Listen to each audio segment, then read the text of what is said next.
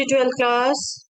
Yes बेटा, आज मैं बेटा आपसे डिस्कस करने लगी हूँ इंटीग्रेशन टॉपिक के 2021 कंपार्टमेंट एग्जाम के क्वेश्चंस। 2021 के पेपर पैटर्न की बात करूं बेटा तो उसमें 16 क्वेश्चन 1 मार्कर आए थे, 2 क्वेश्चन के स्टडी थे जिनमें हर एक में 4 क्वेश्चन करने थे, हर क्वेश्चन 1 मार्क का था, और 10 क्वेश्चन 2 मार्क्स के, 7 क्वेश्चन 3 मार्क्स के, 3 क्वेश्चन 5 मार्क्स के, टोटल 38 क्वेश्चन आए थे। और यस, इसमें इंटीग्रेशन का पोर्शन 1 क्वेश्चन 1 मार्क का था बेटा, 2 क्वेश्चन 2 मार्क्स के और 1 क्वेश्चन 3 मार्क्स का, टोटल 8 मार्क्स का पोर्शन था इसमें से। चलिए क्वेश्चंस देखते हैं अब। Yes, first question was this बेटा, integral of e power x into log of root x plus 1 upon 2x with respect to x। I think आप सबको रिकॉल है बेटा, हम प्रैक्टिस कर चुके हैं बहुत। Late me just recall, ex into some function plus derivative of that function। इसके लिए आप डायरेक्ट रिजल्ट यूज कर सकते हो बेटा। This integral is nothing but ex into fx plus definitely constant of integration. तो सबसे पहले ex into some expression plus another expression आता है, तो आपने इसी पॉइंट ऑफ व्यू से सोचना है। आप देखो बेटा, एक फंक्शन log रूट x है, दूसरा 1/2x है, तो देखते ही थोड़ा आइडिया होता है कि इसको आप फंक्शन ले सकते हैं, इसका डेरिवेटिव आप चेक कर सकते हैं। और अगर आप चेक करें log ऑफ रूट x का डेरिवेटिव, चेन रूल यूज होगा बेटा, log ऑफ रूट x है नॉट x, तो log x का डेरिवेटिव 1 अपॉन x, तो log रूट x का डेरिवेटिव 1 अपॉन रूट x, फिर आप रूट x के डेरिवेटिव से मल्टीप्लाई करेंगे, रूट x का derivative 1 upon 2 root x। Okay, ये क्या हो गया 1 अपॉन x। ओके, तो बहुत सिंपल क्वेश्चन है, आपको देखते ही रिकॉल हो जाता है। ये 1 मार्कर है बेटा, सीधा आप आंसर भी लिख सकते हो, but let me just tell you how we applied. This is log root x plus 1 upon 2x is derivative of log root x। आप ये ना लिखें, कोई दिक्कत नहीं है बेटा, आपको समझ आना चाहिए कि हम डेरिवेटिव कैसे देख रहे हैं। ठीक है, ये रिजल्ट हमने यूज किया, तो इसका इंटीग्रल हो गया ex into log root x plus constant of integral. Okay, this is the integral, और ये 1 मार्क का क्वेश्चन है बेटा। Yes, e power 2 into log x। Yes, यहाँ पर भी लॉगरिथम के रिजल्ट आप यूज करते हैं। सिंपली जस्ट सी, हमें एक रिजल्ट पता है, m log a is nothing but log of a power m। बार बार कहती हूँ आपको बेटा, रिजल्ट हमने यहाँ से यहाँ याद कर रखा है, मतलब this equal to this, but हमें वाइस वर्सा भी यूज करना आना चाहिए। रिजल्ट्स पर आपको कमांड होनी चाहिए। एक बात मैं यहाँ और कहना चाहूंगी बेटा, बहुत से बच्चे कहते हैं इंटीग्रेशन बहुत टफ है, और आपको बहुत से सीनियर स्टूडेंट्स भी यही गाइड करेंगे, बट बिलीव मी बेटा, आपकी अपनी प्रैक्टिस आपके लिए सिंपल या डिफिकल्ट बनाती है टॉपिक को। आपको बार बार कहती हूँ कि अगर आपने रिजल्ट्स पहले याद करके प्रैक्टिस की है, आप बार बार रिजल्ट्स किसी बुक या अपनी किसी नोटबुक से नहीं देख रहे, माइंड से रिकॉल कर रहे हैं, ठीक है, और अपने हाथों से प्रैक्टिस की हुई है आपने, you must use your mind and hand to do your practice, तब आपको कोई नया क्वेश्चन मुश्किल नहीं लगेगा, अनलेस अंटिल वाकई बहुत टफ दिया गया हो। बट आपकी रेगुलर प्रैक्टिस अगर कंप्लीट होती है, एनसीईआरटी से कंप्लीट होने का भी मतलब मैं यही कहती हूँ, वो भी बेटा 2 तरीके हैं। आप जो टीचर क्वेश्चन करा रहा है सिर्फ सुन रहे हैं, प्रैक्टिस नहीं कर रहे, आप होमवर्क में अपनी हेल्प बुक लेके बैठे हैं, आप खुद अपने दिमाग से नहीं कर रहे, रिजल्ट सामने लेके बैठे हैं, मैं उसको बिल्कुल प्रैक्टिस नहीं कहती बेटा। रिजल्ट्स आपने समझे, आप उसको याद करिए अपनी प्रैक्टिस से पहले। क्लास में जो क्वेश्चंस देख के आते हैं, या आप ये वीडियो लेक्चर्स भी देख रहे हैं, तो वो क्वेश्चंस खुद करके देखिए, आपके अपने हाथ से किए बिना। आप 20 टीचर से पढ़ाइए, कोई फर्क नहीं पड़ेगा, आपके अपने हाथ से किए बिना कोई फायदा नहीं। ठीक है, तो सिर्फ ये सुनना कि हाँ एनसीईआरटी हमने तो पूरी की थी, उसके तरीके पे भी डिपेंड कर। ठीक है, एनसीईआरटी तो उस बच्चे ने भी पूरी की होगी जो बार बार हेल्पफुल लेके बैठा है, जो बार बार रिजल्ट खोल के बैठा है, लेकिन उसको कभी भी कॉन्फिडेंस नहीं आ सकता टॉपिक पे। जिसने पहले से रिजल्ट्स याद किए हैं, जिसने क्वेश्चंस मैक्सिमम खुद किए हैं, डिफिकल्ट क्वेश्चन समझ के भी किसी दूसरे से भी हेल्प ली, नो इशू, चाहिए हेल्प, हम जब स्टार्टिंग में करते हैं हमें हेल्प चाहिए बिल्कुल, लेकिन उसको बाद में खुद करके भी देखा, बाद में आपको खुद कॉन्फिडेंस आ गया, इंडिपेंडेंट कर पाए, उस एनसीईआरटी थॉरो प्रैक्टिस को मैं थॉरो कहती हूँ। ओके, चलिए अब ये रिजल्ट अगर हमने यहाँ यूज किया तो this is E power log of x square, ठीक है, और ई और लॉगरिदम भी आपको पता है, इसमें आप जब रिजल्ट करते हैं e log of f x is nothing but f x, ठीक है, यहाँ एक्स हो एफ एक्स हो कुछ भी हो, और लॉग ऑफ ई आपको दोनों रिजल्ट बताया हुआ, अभी जो यूज हो रहा है मैं वो लिख रही हूँ, this will be x square. Okay, देखने में टफ लग रहा हो ये क्या क्या आ गया, ई और लॉग, कुछ स्पेशल फंक्शन देख के ना कई बच्चे घबरा ही जाते हैं, बट उनके रिजल्ट्स याद करिए ना बेटा, उनके रिजल्ट्स अप्लाई करेंगे तो सिंपल बन जाता है, एक्स स्क्वायर का इंटीग्रल बिल्कुल simple, x cube by 3। Okay, simple to get. चलिए next question, yes, integral of x square plus 2 upon x square plus 1 dx। I think इसको भी देखते ही एकदम समझ में आ गया आपको क्या कर सकते हैं, एक्स स्क्वायर प्लस 1 डेनोमिनेटर में है बेटा, और न्यूमैरेटर में एक्स स्क्वायर प्लस 2 है, वन मोर, तो just we can split that, x square plus 1 plus 1 लिख सकते हैं ना हम एक्स स्क्वायर प्लस 2 को, क्या बेनिफिट होगा हमारा, हमारा ये दो पार्शियल फ्रैक्शन में चेंज होगा, x square plus 1 divided by x square plus 1 एक, और दूसरा हो जाएगा 1 upon x plus 1, x square plus 1 divided by x square plus 1 is 1, जिसका आप इंटीग्रल इजीली निकाल सकते हैं, और x square 1 upon x square plus 1 का भी आपको एज ए फॉर्मूला ध्यान है, this is nothing but x and this is nothing but tan inverse x. आ जाते हैं ना बात, फिर रिजल्ट्स आपको याद होंगे, क्वेश्चन तो तभी होंगे, है ना, 1 अपॉन एक्स स्क्वायर प्लस 1 का इंटीग्रल tan इनवर्स एक्स।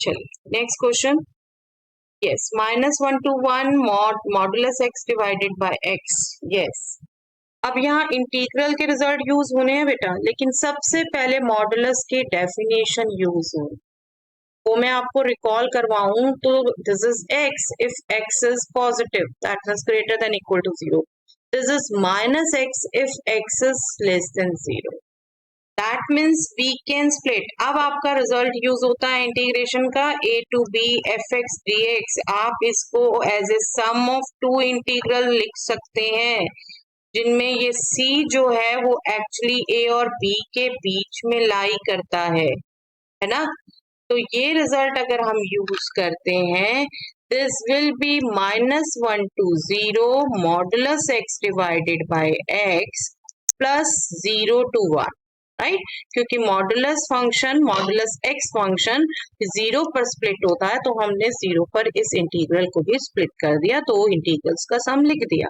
अब ये -1 to 0 क्या हो गया, लेस देन 0, दैट मीन्स ये मॉडुलस एक्स हो जाएगा माइनस एक्स, है ना, और 0 से 1 में ये मॉडुलस x हो जाएगा 0 से 1 x, हो गया easily change,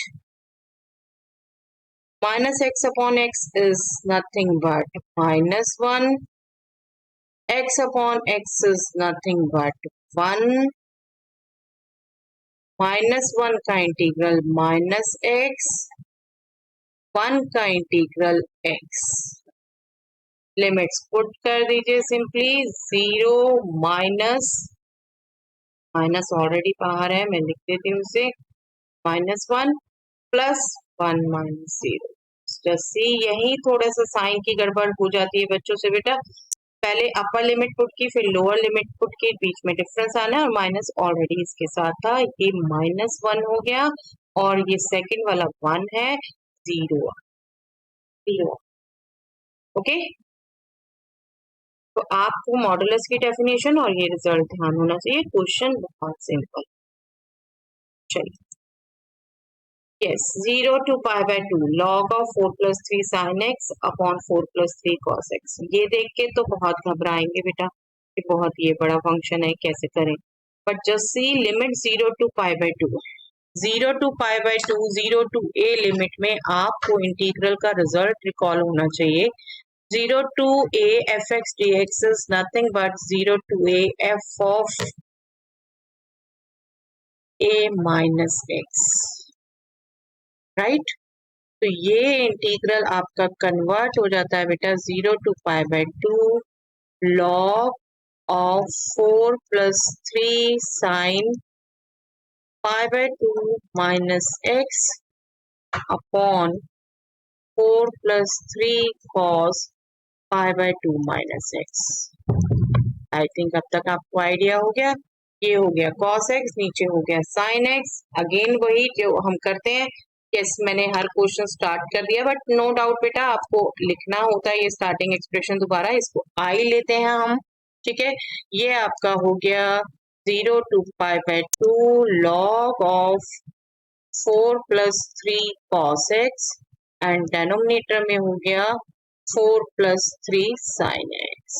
allied angle use किया हमने, sin pi by 2 minus x is cos x, cos pi by 2 minus x is sin x। अब आप अगेन कंसीडर करेंगे 2i, दैट मीन्स पहला गिवन इंटीग्रल हो गया, right? 4 plus 3 sin x, 4 plus 3 cos x, ये तो गिवन आई हो गया, i प्लस आई अगर कंसीडर करें, और नेक्स्ट आपका चेंज्ड आई हो गया, जिसमें अब 4 plus 3 cos x न्यूमैरेटर में आ चुका है बेटा, और डेनोमिनेटर में 4 plus 3 sin x, है ना? अब क्या है, अब ये इंटीग्रेंट्स ऐड होने हैं बेटा, इंटीग्रेंट्स ऐड होने हैं, तो आपको दिख रहा है एक बहुत सिंपल, क्योंकि मैं स्टेप एक स्किप करूंगी अभी, log of a plus log of b, इसका रिजल्ट क्या है, log of a b. Again बात वही है, log of a b equal to this हमने याद, ठीक है?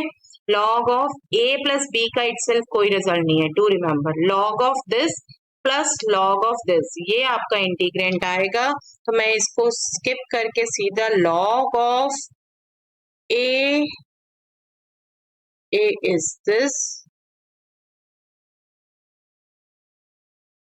into b, b is this, और आप देखो ये तो बेटा आपका कैंसल हो जाएगी हर एक term, 4 plus 3 cos x is cancel, 4 plus 3 sin x is cancel, that means 1 बन जाएगा, and log 1 is nothing but 0, log 1 is nothing but 0, 0 का इंटीग्रल 0 आना है बेटा, ये आप ध्यान रखेंगे, log 1 is nothing but 0। Results आपको याद होने चाहिए, ठीक है? अभी बहुत देर मैंने आपको इस बात पे डिस्कस किया है, आई होप जो मेरे साथ रेगुलर पढ़ रहे हैं उनकी समझ भी आती होगी बात, रिजल्ट्स आपको याद, okay? This integral is 0 now. चलिए next, integral of x square upon x minus 1 into x plus 1 whole square, देखते ही पता चल जाता है बेटा पार्शियल फ्रैक्शन का क्वेश्चन है, तो let us just start. Partial fraction में हम क्या करते हैं बेटा, डेनोमिनेटर के फैक्टर्स करते हैं, बट यहाँ ऑटोमेटिकली दिए हुए हैं, कितने फैक्टर्स हैं, 3 फैक्टर में हम हर पार्शियल फ्रैक्शन में एक एक फैक्टर कंसीडर करेंगे, x माइनस 1 है, ठीक है, okay, but x plus 1 repeated है बेटा, तो एक बार तो सिंपल x प्लस 1 लेंगे आप, दूसरी बार कंप्लीट x प्लस 1 स्क्वायर लेंगे, दोनों साथ में लेंगे।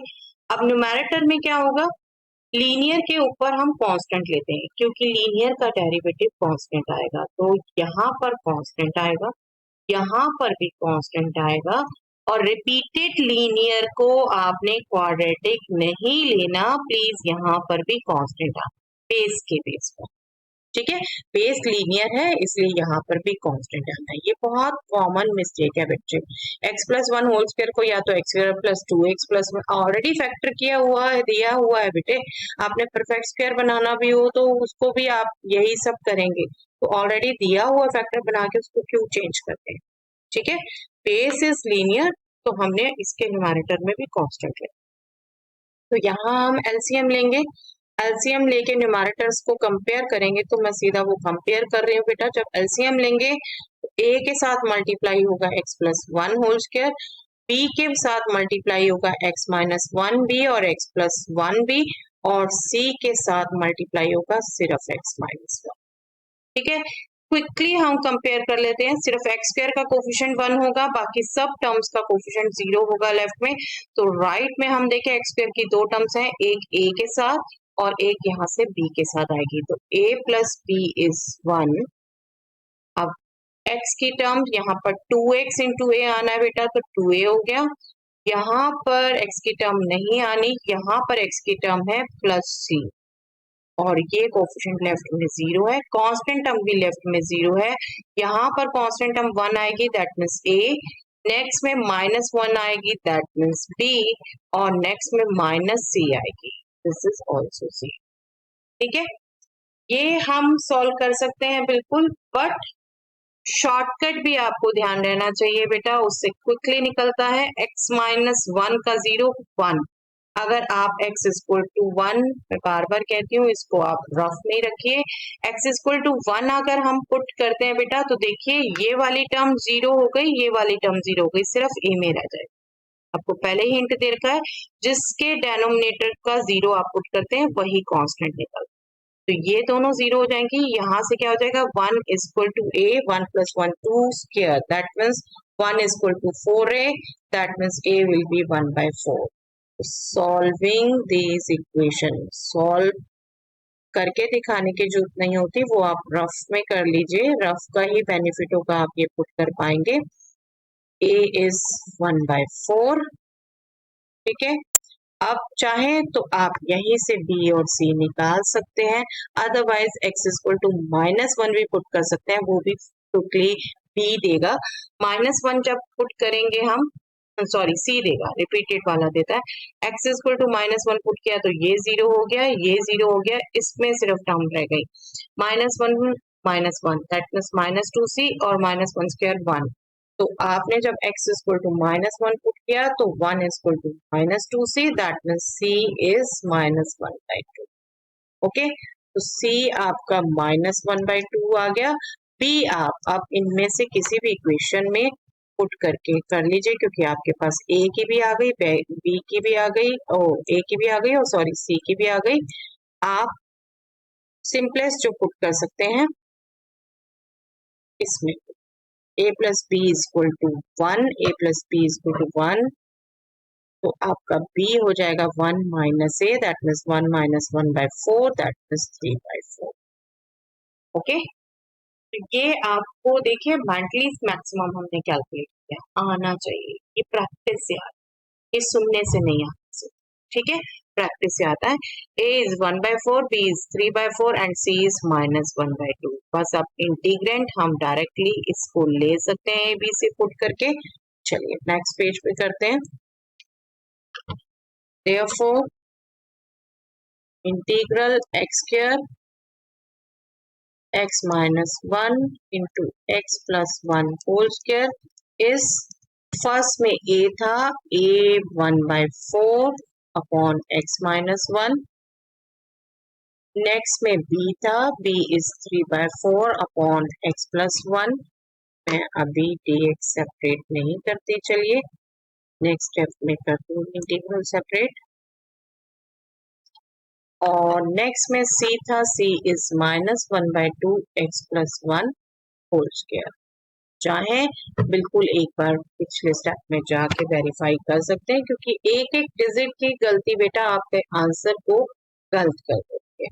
ठीक है, तो you must check when you move on to the next page. चलिए अब ये इंटीग्रल सेपरेट कर देते हैं, और आप देख रहे हैं इजिली कैलकुलेट कर सकते हैं हम। 1 अपॉन एक्स माइनस 1 का integral log mod x minus 3 by 4 is constant, 1 upon x plus 1 का integral again log mod x plus 1, and this is minus 1 by 2, 1 upon x plus 1 whole square, again 1 upon x square का integral का formula use होगा, and that will be minus 1 upon x. So this will be 1 by 4 log mod x minus 1. This will be 3 by 4 log mod x plus 1. This will be -1/2 यहीं पे plus कर देते हैं क्योंकि एक step बढ़ाने की भी जरूरत नहीं है। हाँ, लॉग लॉग आपको लगे एडजस्ट होते हैं, कोफिशिएंट बिल्कुल सेम है तो आप लॉगरिथम के रिजल्ट यूज कर लीजिए। प्लस 1/x + 1 तो उसको मैं यही मेंशन कर plus constant of integration definitely उसे ये बेटा। Okay, so this is the answer. So these all are the questions from the compartment exam 2021 बेटा। I hope आपकी प्रैक्टिस अच्छी चल रही है। चलिए, that's all for the day.